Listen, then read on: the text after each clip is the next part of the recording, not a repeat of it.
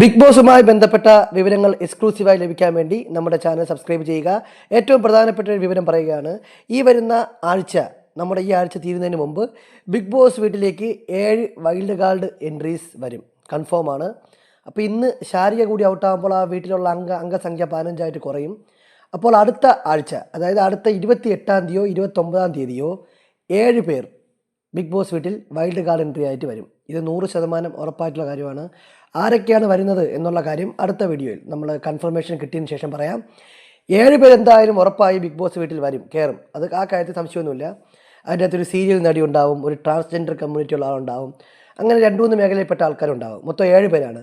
നമ്മൾ കഴിഞ്ഞ സീസൺ 6 കണ്ടതുപോലെ 5 പേരെ ഒരുമിച്ച് കയറ്റി വിട്ടതുപോലെ ഇത്തവണ 7 പേരെ പെട്ടെന്ന് കയറ്റി വിടും. അതായത് ഓണത്തിന് മുന്നോടിയായിട്ട് കയറ്റി വിടും. ഓണത്തിൻ്റെ എപ്പിസോഡൊക്കെ കുറച്ചും കൂടെ കളറാക്കാൻ അവരും കൂടി ആ വീട്ടിലുണ്ടാകും. എന്തായാലും നിലവിൽ ഇപ്പോൾ ആ ശാരിക കൂടി ഔട്ടാകുമ്പോൾ നിലവിൽ 15 പേരാണ് ബിഗ് ബോസ് വീട്ടിലുള്ളത്. ഇനി 7 പേരോട് വരുമ്പോൾ 22 പേരാവും. അടുത്ത ആഴ്ച ലാലേട്ടൻ വരുമ്പോൾ എന്തായാലും ഈ 22 പേരും ആ വീട്ടിലുണ്ടാവും എന്നാണ് അറിയാൻ കഴിയുന്നത്. കൂടുതൽ ബിഗ് ബോസുമായി ബന്ധപ്പെട്ട എക്സ്ക്ലൂസീവായിട്ടുള്ള വിവരങ്ങൾ ലഭിക്കാൻ നമ്മുടെ ചാനൽ സബ്സ്ക്രൈബ് ചെയ്യുക.